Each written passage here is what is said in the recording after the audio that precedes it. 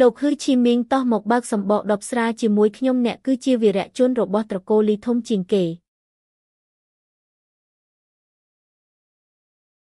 ហ៊ឺឈីមីងខ្ញុំបានប្រគល់ក្រុមហ៊ុនឲ្យអ្នកកាលពីមុនពេលដែលខ្ញុំទៅក្រៅប្រទេសខ្ញុំដឹងថាដោយសារសមត្ថភាពរបស់អ្នកនឹងធ្វើឲ្យក្រុមហ៊ុនលីក្លាយជាក្រុមហ៊ុនដែលមានឈ្មោះបោះសម្លេង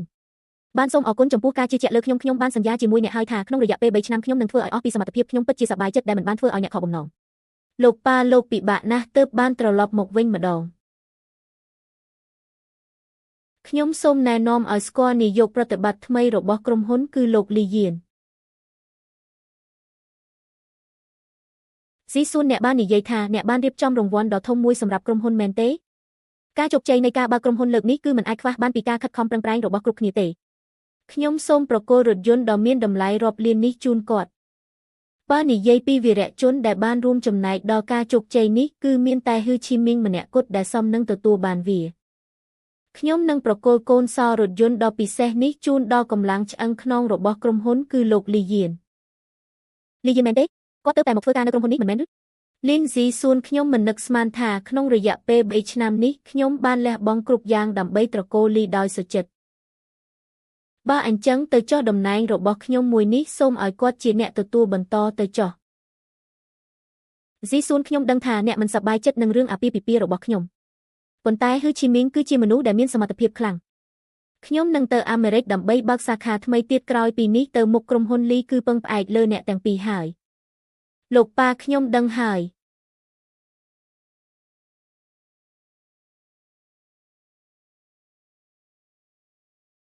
ពិតជាអសិលធម៌ខ្លាំងណាស់មិនដឹងថាលោកលីគិតយ៉ាងម៉េចទេដែលផ្ដល់រថយន្តឲ្យមនុស្សបែបនេះគឺជាសមត្ថភាពរបស់ខ្ញុំដែលបានមកប្រសើរជាងការដែលតែងតែយកឈ្មោះត្រកូលលីមកធ្វើជាលេសដើម្បីកេងផលប្រយោជន៍ឯងហ៊ាននិយាយជាមួយខ្ញុំបែបនេះមែនទេ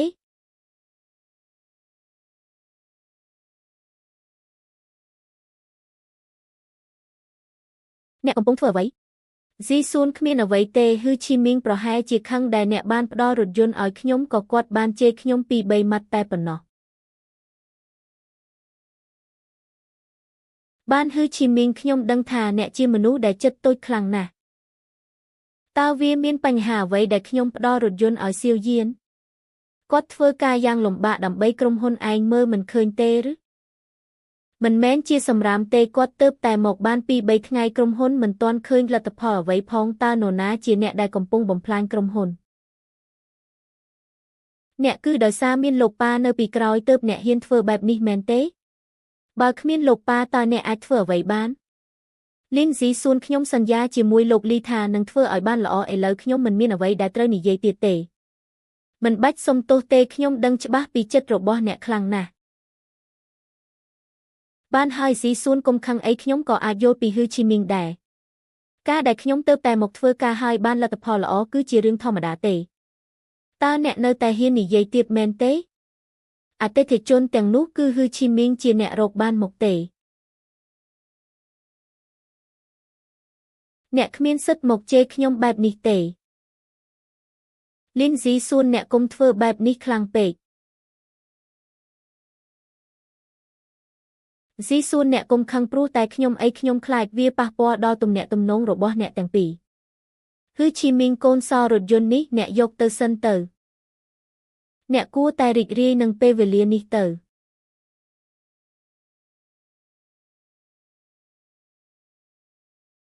ហ៊ឺឈីមីងសិទ្ធិរបស់អ្នកត្រូវបានផ្អាកជាបណ្ដោះអាសន្នអ្នកគួរតែពិចារណាឡើងវិញ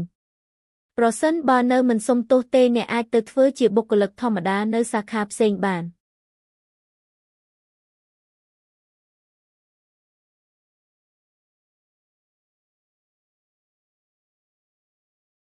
លោកលីពួកគេពិតជាហួសហេតុខ្លាំងណាស់អតិថិជនទាំងនោះគឺហ៊ឺឈីមីងជាអ្នករកមកទេ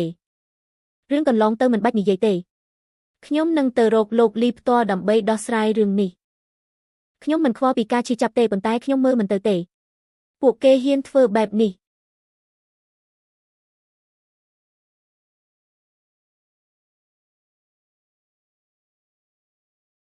លីយៀនអ្នកធ្វើបែបនេះខុសហើយមិនត្រឹមតែបើករថយន្តខូចប៉ុណ្ណោះទេថែមទាំងមានការខាតបង់ទៀតធ្វើឲ្យខ្ញុំមិនសប្បាយចិត្តទេលោកប៉ាខ្ញុំមិនអាចធ្វើបែបនេះបានទេរឿងលុយនេះខ្ញុំមិនអាចមិនយកបានទេ ខ្ញុំចង់បានឲ្យអ្នកធ្វើឲ្យក្រុមហ៊ុនលីអស់លទ្ធភាពអ្នកគិតថាការដែលមានរថយន្តជិះអាចធ្វើឲ្យអ្នកធ្វើបានគ្រប់យ៉ាងមែនទេខ្ញុំចង់បានឯកសារដើមរបស់ក្រុមហ៊ុនលីគោលបំណងរបស់អ្នកគឺចង់បានក្រុមហ៊ុនលីជាអ្វីវាគ្រាន់តែជាក្រុមហ៊ុនដែលខ្ញុំចង់បានតែប៉ុណ្ណោះបើអញ្ចឹងខ្ញុំនឹងទទួលបានអ្វីខ្លះអ្នកនឹងទទួលបានតំណែងជានាយកប្រតិបត្តិនៃក្រុមហ៊ុនហុងហ្វៃ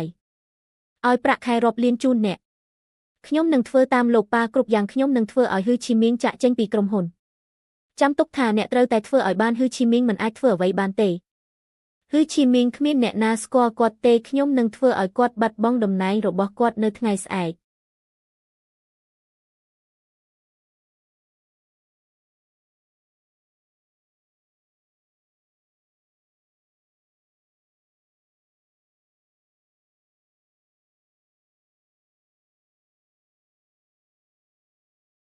លោកចាងខ្ញុំនឹងធ្វើឲ្យបានល្អបំផុតសម្រាប់ការវិនិយោគនេះហ៊ឺឈីមីងកុំនិយាយអីច្រើនបើអ្នកអាចផឹកស្រាទាំង3កែវនេះឲ្យអស់ខ្ញុំនឹងវិនិយោគលើក្រុមហ៊ុនរបស់អ្នកបានដើម្បីក្រុមហ៊ុនដើម្បីស៊ីសួនខ្ញុំនឹងផឹកវាឲ្យអស់សូមអរគុណចំពោះការទទួលស្វាគមន៍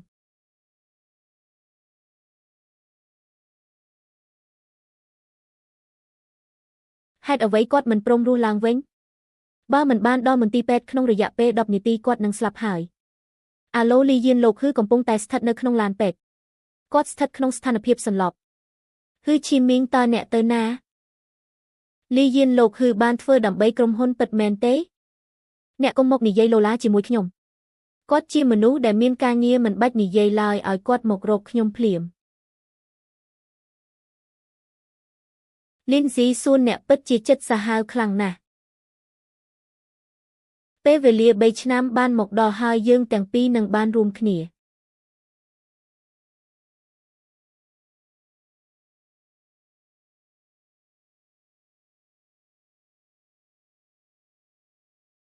តើអ្នកទាំងពីរធ្វើអ្វីខ្លះនឹងតើនរណាជាអ្នកដែលបានបញ្ជូនទំនិញនេះមកលោកចាងគឺជានាយកលីយានទូរស័ព្ទទៅលីយានឲ្យគាត់មកបញ្យល់ខ្ញុំភ្លាមលោកចាងខ្ញុំបានទូរស័ព្ទទៅហើយប៉ុន្តែគាត់មិនព្រមលើកទេគ្មានអ្វីទេខ្ញុំដឹងច្បាស់ហើយ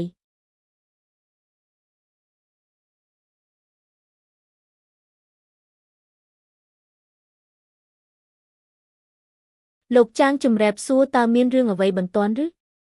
ហ៊ឺឈីមីងចុះនាយកលីយានវិញតើគាត់កំពុងធ្វើអ្វីទំនិញរាប់លាននេះគាត់ជាអ្នកទទួលខុសត្រូវទាំងអស់លោកចាងខ្ញុំអាចជួយអ្នកបានលោកលីបានដកតំណែងរបស់ខ្ញុំទាំងអស់ហើយអ្វីតើលីយានឈួតមែនឬអ្នកកុំធ្វើអីទៅគាត់គិតថាលីយានជាវីរៈជនរបស់ក្រុមហ៊ុនហើយខ្ញុំគ្រាន់តែជាអ្នកធ្វើការប៉ុណ្ណោះពិតជាឈួតខ្លាំងណាស់ខ្ញុំនឹងទៅរកគាត់ផ្ទាល់បានលោកចាងចាំខ្ញុំមកដល់ខ្ញុំនឹងនិយាយជាមួយគាត់ខ្ញុំនឹងឲ្យគាត់ទទួលខុសត្រូវទាំងអស់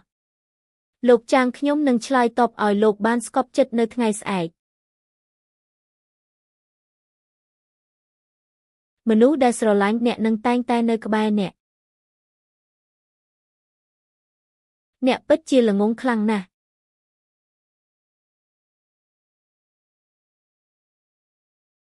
ដូច្នេះឯងមិនបាច់ខឹងទេ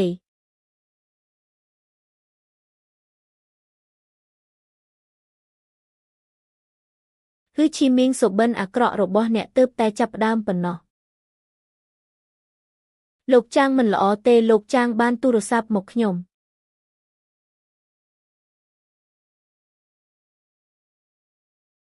មានរឿងអ្វីបន្តិចទៀតខ្ញុំនឹងទៅដោះស្រាយមិនឃើញមានរឿងអ្វីទាំងអស់លោកចាងបាននិយាយថាទំនិញទាំងនោះគឺជារបស់មិនមានតម្លៃវាជារឿងអ្វីក៏គ្រាន់តែជាទំនិញធម្មតាលោកចាងគឺជាអ្នកដែលមានផលប្រយោជន៍ច្រើនណាស់ដល់ក្រុមហ៊ុនចុះបើអញ្ចឹងទៅចុះក្រុមហ៊ុនបានស្នើរួចហើយខ្លាចតែការដកតំណែងប្រសិនបើមិនដោះស្រាយទេក្រុមហ៊ុននឹងត្រូវបង់ប្រាក់រាប់លានជូនគាត់រាប់លានមែនទេខ្ញុំមិនហ៊ានប្រថុយធ្វើខុសជាមួយនឹងក្រុមហ៊ុនលីទេប៉ុន្តែมันអាចតាក់ទងលោកចាងបានទេគាត់បិទទូរស័ព្ទពួកគេគ្រាន់តែជាអ្នកដែលច្រណែននឹងខ្ញុំតែប៉ុណ្ណោះប្រសិនបើមិនដោះស្រាយទេក្រុមហ៊ុននឹងត្រូវដួលរលំហើយអ្នកកុំមកនិយាយជាមួយខ្ញុំជានាយកប្រតិបត្តិឬអ្នក ឆាប់ចេញទៅចុះឥឡូវយើងគួរធ្វើយ៉ាងម៉េចហើយថ្នាក់ដឹកនាំទាំងអស់មកដោះស្រាយជាមួយគ្នា